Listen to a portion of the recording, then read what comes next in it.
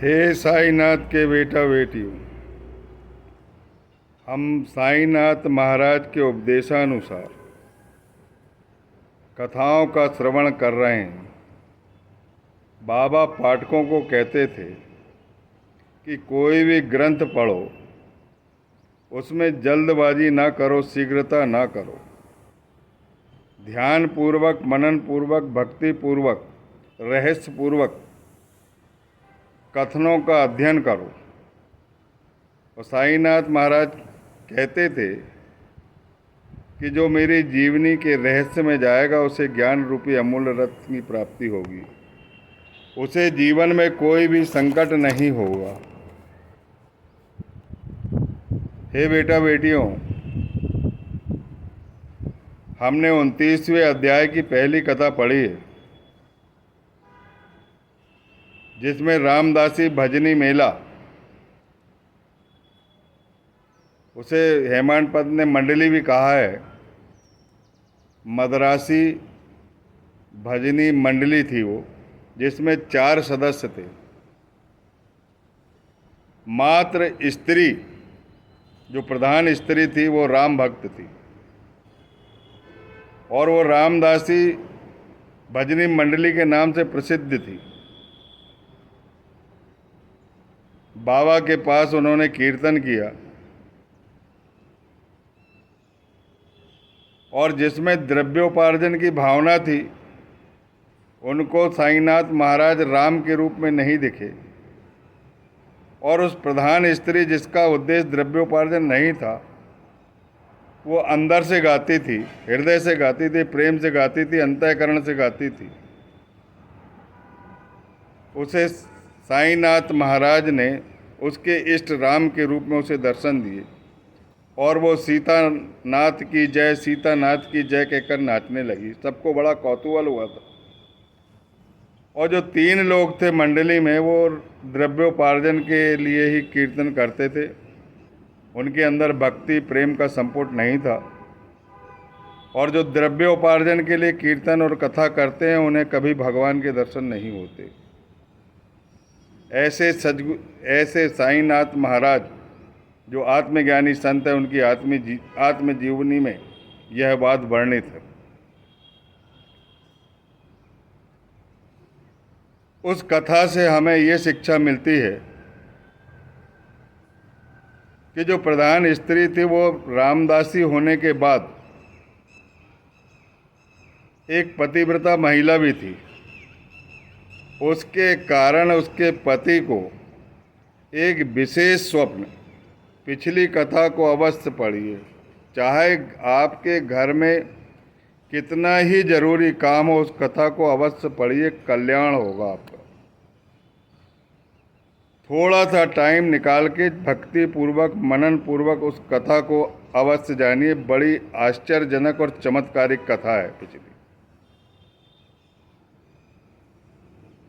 उसके कारण विशेष स्वप्न देकर उसके संशय और उसमें द्रव्योपार्जन की भावना और ये सब, इनको दूर करके पवित्रता, अपवित्रता, अज्ञानता, ये सब नष्ट करके साईनाथ महाराज ने सारे संशय भुलाकर, सारे कष्ट भुलाकर उसे उनके सदगुरु रामदास स्वामी के दर्शन कराए, श्री राम के दर्शन कराए। सिर्फ उस महिला के कारण। और इस कथा से ये भी शिक्षा मिलती है कि भगवान की जो आराधना है, भगवान की जो कथा है, भगवान की जो कीर्तन है, भगवान के जो धार्मिक गाने हैं, इन्हें व्यवसाय का साधन नहीं बनाना चाहिए। द्रव्योपार्जन का उद्देश्य नहीं होना चाहिए। और कोई भी कार्य कर लो आप, ये लोग तो सुधर जाएगा, बहुत सारा धन देख भी लेंगे, लेकिन उससे परलोक नहीं सुधरता। लोग प्रशंसा कर देंगे, प्रशंसा करने से परलोक नहीं सुधरता, आध्यात्मिक उन्नति नहीं होती। हम अपने माता पिता की सेवा करते हैं, पैर दबाते, उसके पैसे नहीं लगते।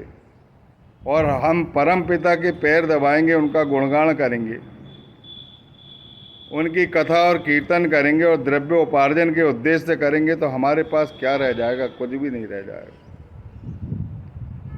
हमारे सच्चिदानंद सदगुरु साईनाथ महाराज की का कहना है कि दुनिया भले ही उलट पुलट हो जाए, लेकिन भगवान को कभी व्यवसाय नहीं बनाना चाहिए और अंतःकरण से विशुद्ध भाव से, निस्वार्थ भाव से उनसे प्रेम करना चाहिए। और जब श्री हरि प्रसन्न होते हैं तो सदगुरु मिलते हैं, और सदगुरु ऐसा प्रकाश डालता है कि श्री हरि का साक्षात रूप हमें देखने को मिलता है।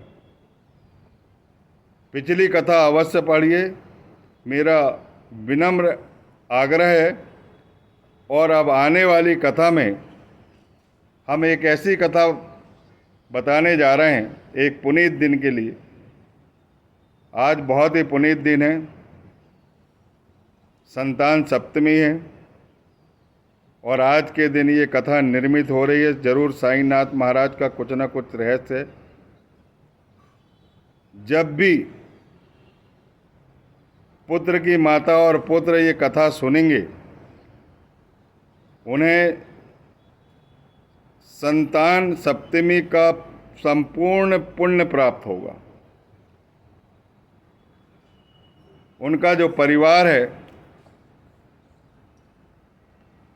वो अज्ञानता से ज्ञान की ओर जाएगा, अंधकार से प्रकाश की ओर जाएगा, विनाश से अविनाश की ओर जाएगा, संकटों से मुक्ति होगी। कोई भी आपातकालीन संकट वहाँ स्पर्श नहीं कर सकता, और विधान में अकाल मृत्यु भी लिखी है। तो मेरे साईनाथ महाराज की करुणा के सामने सब नतमस्तक है। सारे विधान पलट जाएंगे। उस घर में अकाल मृत्यु नहीं होगी जिस घर में साईनाथ महाराज की आराधना होती। जिस घर में सच्चे आत्मज्ञानी सदगुरु से प्रेम किया जाता है, उनके चरणों को प्रणिपात किया जाता है, निस्वार्थ भाव से उनका पूजन किया जाता है, उस घर में कभी अकाल मृत्यु नहीं होती। लेकिन आत्मज्ञानी सदगुरु होना चाहिए, जिनके अंदर ब्रह्मा विष्णु जैसी शक्ति रहना चाहिए। ब्रह्मा जैसे सृजन, विष्णु जैसा पालन और शिव जैसा प्राणों की रक्षा करने वाला।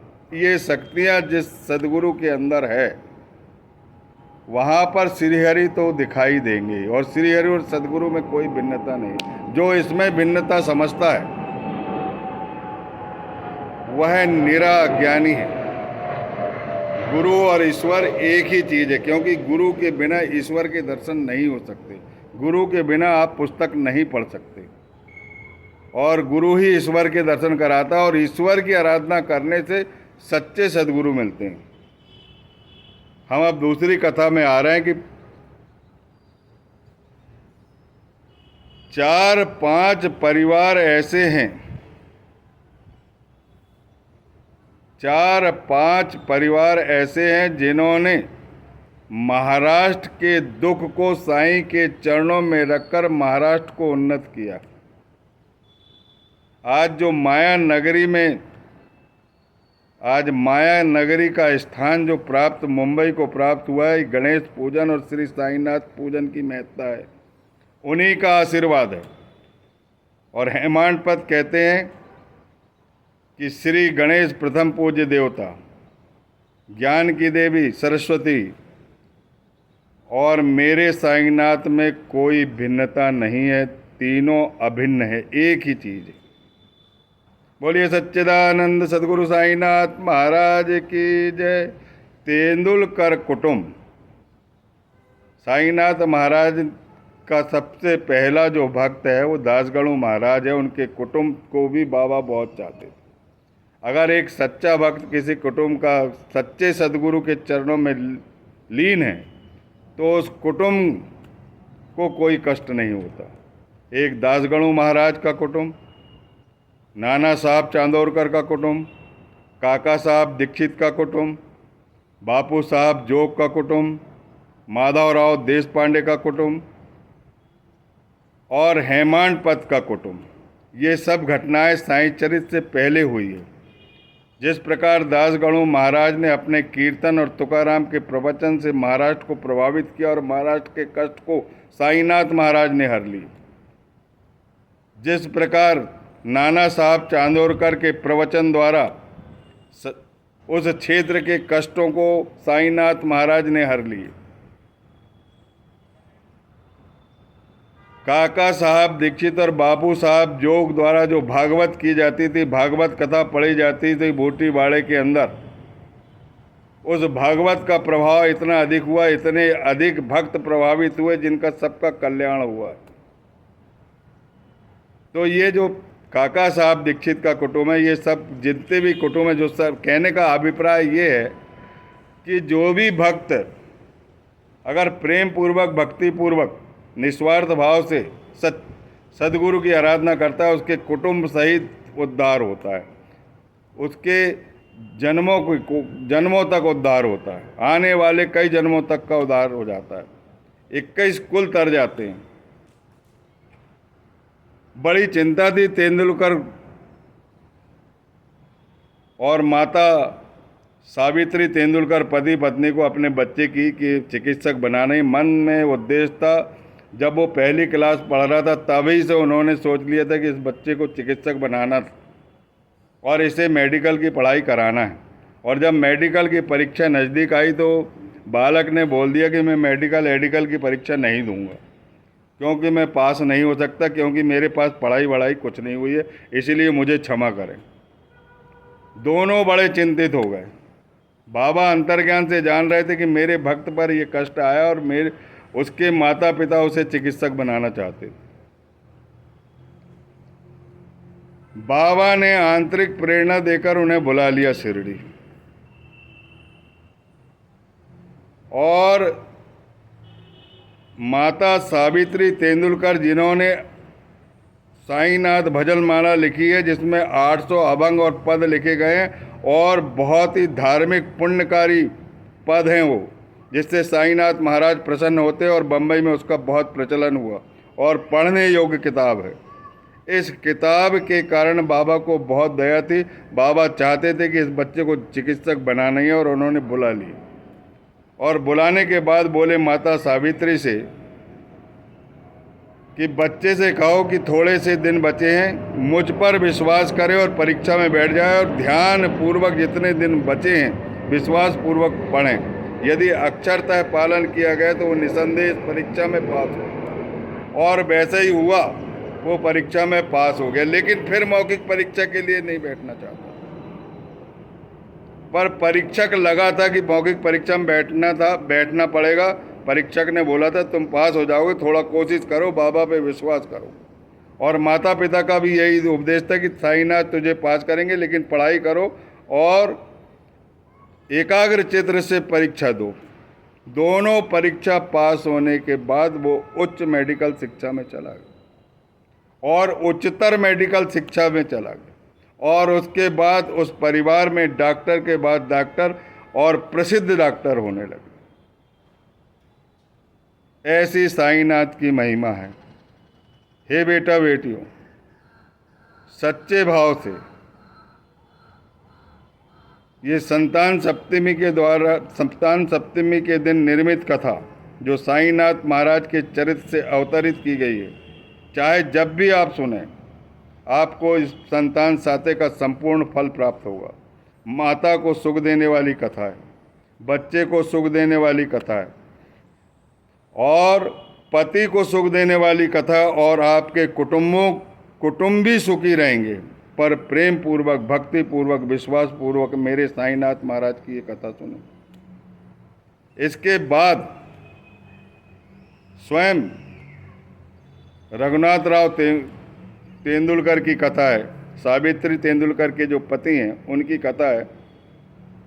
वो एक विदेशी कंपनी में नौकरी करते थे, लेकिन उनका स्वास्थ्य ठीक नहीं रहता था, काफ़ी वृद्ध हो गए थे और काम उनका बड़ा प्रसिद्ध था। काम से उनके जो सक्षम अधिकारी थे, प्रधान मैनेजर, वो बहुत खुश थे। लेकिन प्रधान मैनेजर भी उनकी परिस्थितियों को समझ रहे थे। कुछ दिनों के लिए उन्होंने छुट्टी दे दी पूर्ण वेतन पर। लेकिन उनका स्वास्थ्य ठीक न होने के कारण फिर उन्हें